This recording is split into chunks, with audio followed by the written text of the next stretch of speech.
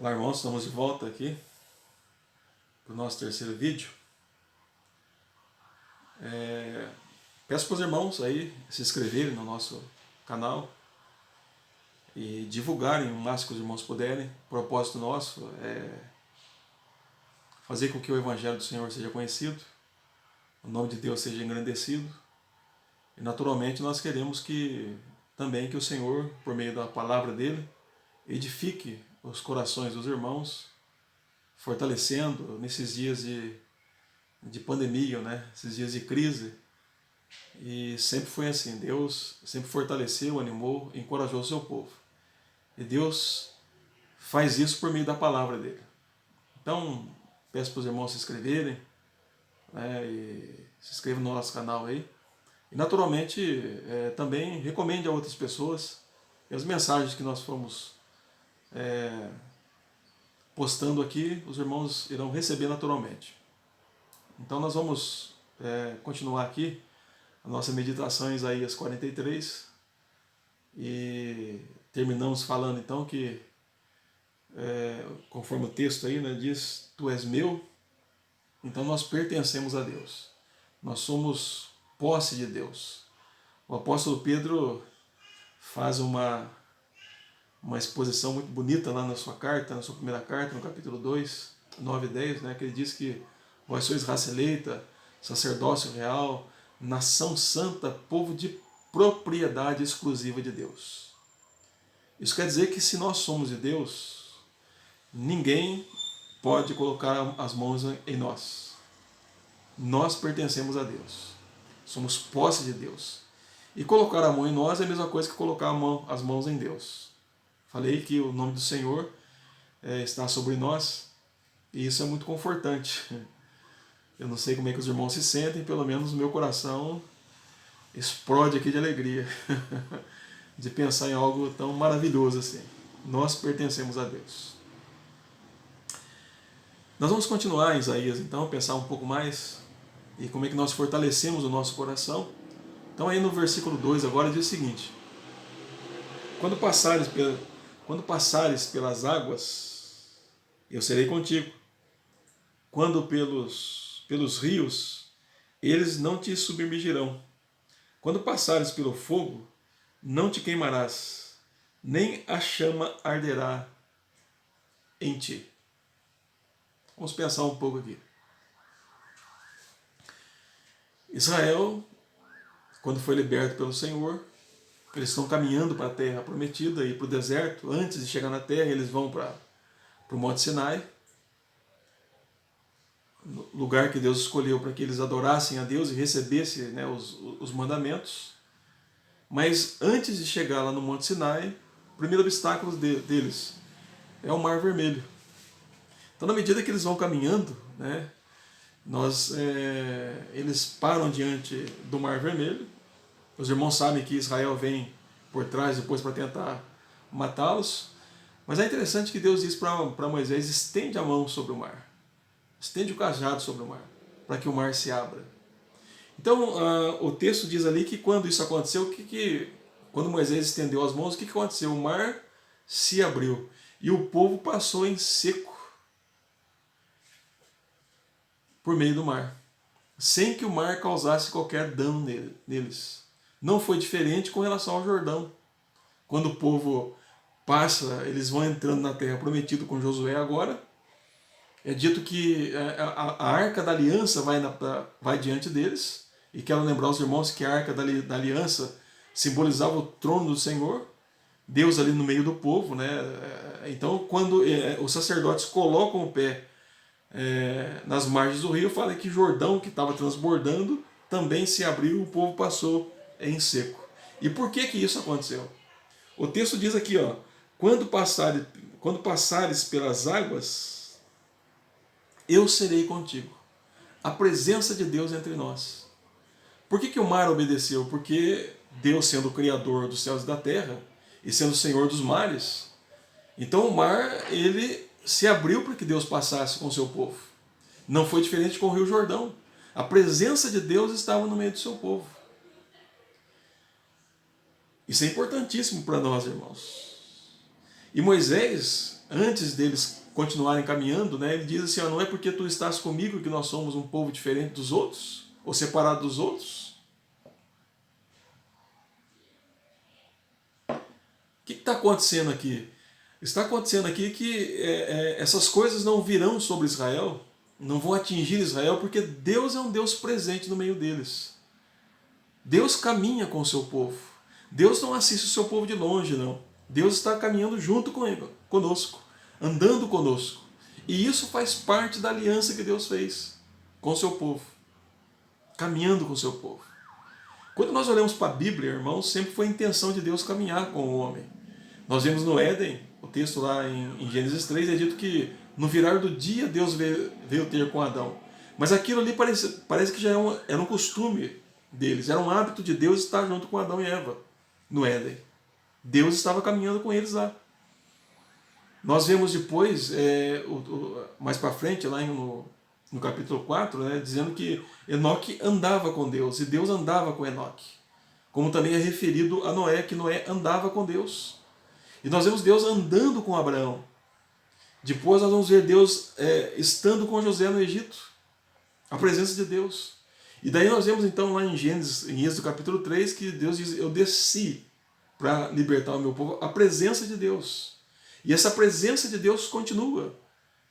Ela foi representada pelo tabernáculo, e depois, quando o reino é estabelecido, ela é representada pelo templo. E aí então no Novo Testamento nós encontramos que o Verbo se fez carne e habitou entre nós. Isto é, Cristo habitando entre os homens, Deus presente. Por isso que ele é chamado de Emanuel, que significa Deus conosco. E no final de Mateus ele diz, estarei convosco todos os dias, até a consumação dos séculos. Lá na segunda carta de Paulo aos Coríntios, capítulo 6, o apóstolo Paulo, repetindo o que é dito lá em Levíticos, né, Deus diz que ele habita em nós e anda conosco. E que nós somos filhos e filhas para ele. Então, outra promessa importantíssima aqui, que para nós também é algo verdadeiro, por causa da habitação do Espírito Santo que está em nós, e é por isso que Paulo nos chama de templos do Espírito Santo, que Deus é um Deus que caminha conosco. Por isso que o mar não pode destruir o povo de Deus. Porque Deus é um Deus presente. Deus é um Deus que caminha entre nós. Você já parou para pensar nisso? O apóstolo Paulo, quando escreve a sua carta aos Filipenses, ele diz também isso. Perto está o Senhor. Perto está o Senhor. Na segunda carta que ele escreve a Timóteo, quando ele estava preso, sendo julgado e que seria condenado, ele diz, todos me abandonaram, mas o Senhor me assistiu. Ele então era um homem que desfrutou, experimentou a presença de Deus, porque é uma promessa bíblica isso. É Deus falando para nós que ele vai caminhar conosco. E Davi também nos dá essa segurança lá no Salmo de número 23. Ainda que eu ande pelo vale da sombra da morte, não temerei, porque tu estás comigo. E como é que nós abraçamos isso, irmãos? Como é que nós experimentamos isso? Por meio da fé nas Escrituras Sagradas. Ela é a palavra de Deus. Deus não pode mentir. Deus não pode negar a si mesmo. Então, eu tenho certeza absoluta que Deus está aqui comigo agora. Que Deus nunca me abandonou. Deus está caminhando comigo. E não porque eu mereço isso. Não, nenhum de nós merecemos. Mas porque Ele prometeu que seria assim. Então, o que nós temos aqui no verso 2? Que as águas não puderam, vamos dizer assim, fazer danos ao povo de Israel, porque Deus estava com eles. E a promessa continua, se passares pelas águas, conforme está aí, ó, quando passarem pelas águas, eu serei contigo. Eu serei contigo. A presença de Deus está conosco. Vamos pensar hoje, né? Vamos imaginar aqui, é claro que eu não vou fazer aqui alegoria, né? Mas eu quero trazer a reflexão seguinte. Ainda que essa pandemia venha sobre nós, Deus está caminhando conosco. Deus não nos afasta dele de maneira nenhuma. Nós temos a segurança e a certeza que Deus está conosco. Ora, irmãos, nós não podemos perder isso de vista. Nós não podemos permitir que Satanás tire do nosso coração essas verdades santas. Nós não podemos permitir que Satanás, que este mundo, que os problemas da vida façam-nos com que nós venhamos a duvidar da palavra de Deus. Não, nós não podemos permitir que isso aconteça. Nós temos que abraçar isso. Nós temos que crer nisso. Nós temos que depender disso. Ou melhor, a nossa vida depende disso. Se nós abandonarmos isso, acabou a nossa vida. Que Deus é um Deus que está conosco, caminhando conosco. Como é bom você deitar, meu irmão, minha irmã, e lembrar disso. O Senhor está comigo agora. Eu vou dormir, mas o Senhor vai estar olhando para mim, cuidando de mim, velando pelo meu sono. Que coisa maravilhosa isso. Que coisa maravilhosa, meu irmão e minha irmã, saber que Deus caminha conosco. A semelhança, da mesma maneira que Ele caminhou com Israel.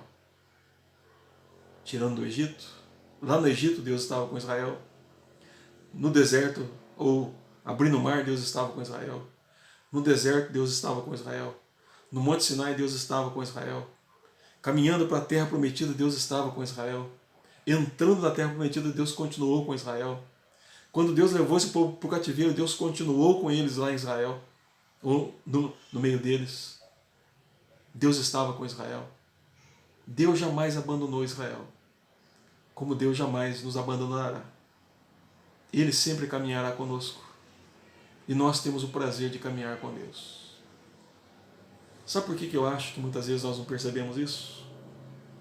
Paulo nos desperta para algo importante. Ele diz: não entristeçais o Espírito de Deus que habita em vós. Tem hora, irmãos, que nós permitimos que o pecado tome conta do nosso coração. Tem hora que nós queremos trocar as delícias da pátria celestial por essa pátria que está morrendo aqui, que está indo para o seu fim. Nós muitas vezes permitimos que o nosso coração seja tomado por essas coisas. Aí começamos a confiar em governos, confiar no dinheiro, confiar na ciência, confiar na capacidade humana. E nós começamos então a extinguir do nosso coração o Espírito Santo. Acredito que muitas vezes nós não percebemos Deus presente conosco porque nós permitimos que este mundo nos iluda. E assim como Israel muitas vezes, colocar a confiança nos homens e não em Deus. Mas quando nós permitimos, irmãos, que as verdades do Evangelho de Deus dominem o nosso coração, a nossa sensibilidade de Deus se torna maior. A nossa percepção da presença de Deus se torna maior. E nós podemos experimentar de algo, é como se Deus estivesse pegando-nos pelas mãos, ou tomando-nos no colo, e nos carregando quando nós permitimos que as verdades bíblicas venham fazer parte da nossa vida. Aqui em Isaías 40, nós temos essa verdade quando Isaías diz assim, ele diz assim, como pastor, aí no capítulo 40, verso 11 de Isaías, ele diz assim: como pastor apacentará o seu rebanho, entre os seus braços recolherá os cordeirinhos e os levará no seio, e as que amamentam ele guiará mansamente. Mansamente. É interessante que os puritanos, crentes que viveram entre o século XVI até o século XIX, eram homens que tinham uma percepção muito grande de Deus. Homens e mulheres crentes que percebiam a presença de Deus entre eles. Por que será que hoje nós não temos essa percepção tão grande? É porque nós temos permitido que outra coisa tome conta do nosso coração, menos Deus. talvez não temos refletido mais em Deus, na grandeza, nas promessas, alimentado o nosso coração com essas verdades e achando que muitas vezes a nossa esperança está nesse mundo. Não, esse mundo vai passar um dia, irmãos. Não é errado você desfrutar das coisas que Deus criou, Deus nos ordena fazer isso, mas é errado você colocar o coração nela, como se ela fosse a resposta final para a sua vida.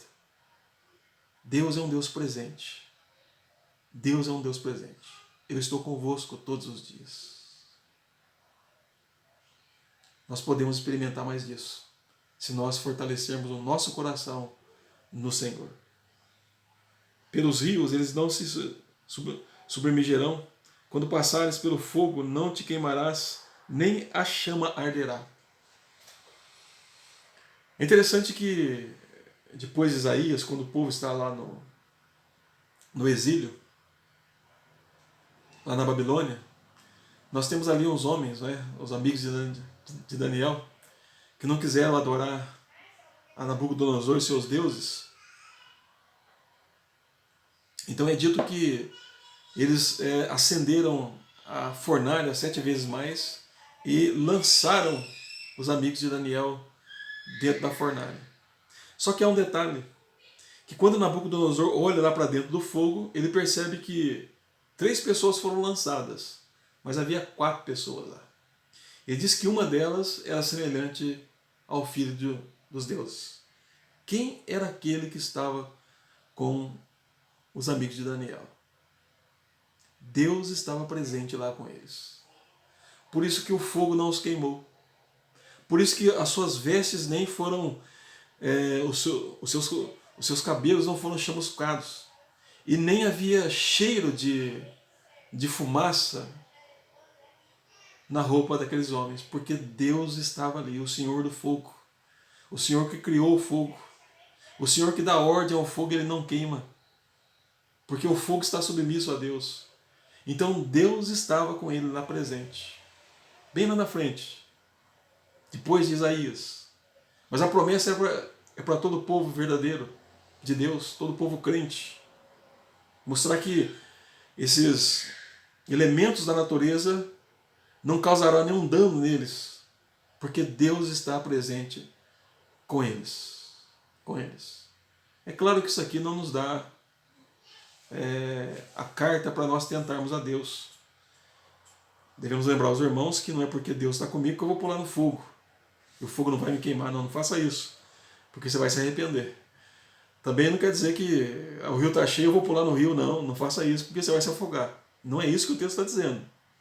Mas o texto está dizendo que por causa da presença de Deus, nós somos guardados e amparados por Deus. E não importa qual seja o momento, Deus há de nos guardar e de nos proteger. De nos proteger. Para mostrar que a presença dele provoca nos elementos naturais obediência, reverência ao Deus Criador, ao Deus que tem um povo que é chamado pelo seu nome, a um Deus que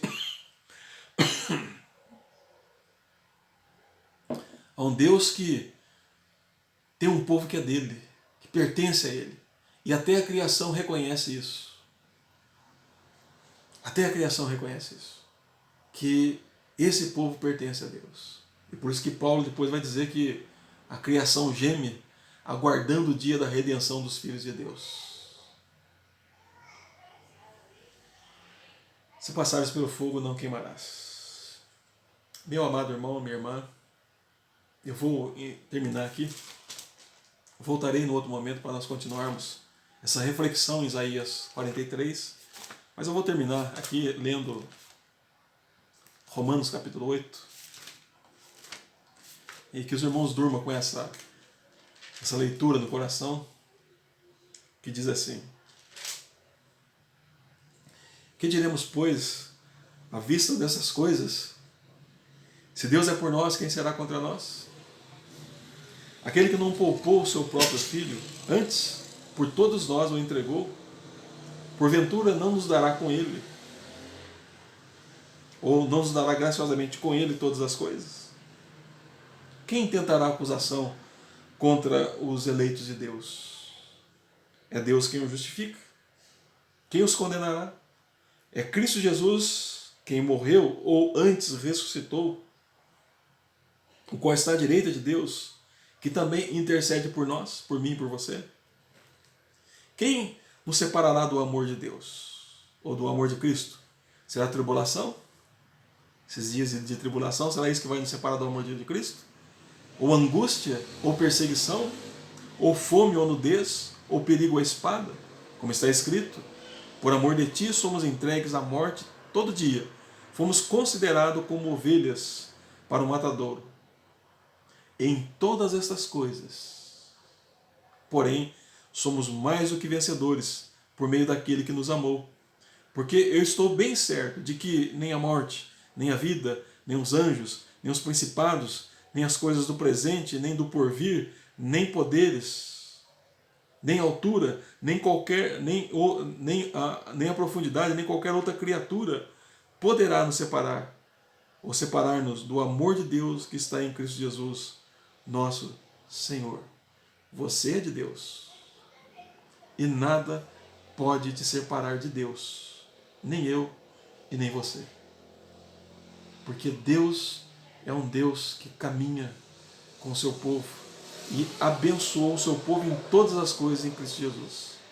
Então que venha a angústia, que venha a perseguição, que venha a fome, que venha a nudez, que venha o perigo, que venha a espada, que venha o coronavírus, Deus continua nos amando, continuará nos amando e sempre conosco, nos protegendo. Não vou tentar a Deus, mas eu estou certo que Deus está comigo. Deus está com você, meu irmão, minha irmã. Deus está com você, meu ouvinte. O Deus Criador dos céus e da terra. Que maravilha é isso. Que Deus abençoe. Que você tenha uma boa noite de sono. Que Deus te conforte. Que Deus te console por meio da palavra dele.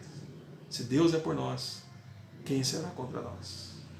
Aquele que não poupou o seu próprio Filho Jesus, não nos dará com ele todas as coisas? Paulo diz, eu estou bem certo. Você está certo? Assim como Paulo? Que Deus abençoe. Nós vamos voltar num outro momento, falando um pouco mais de Isaías 43. Deus abençoe os irmãos. Amém.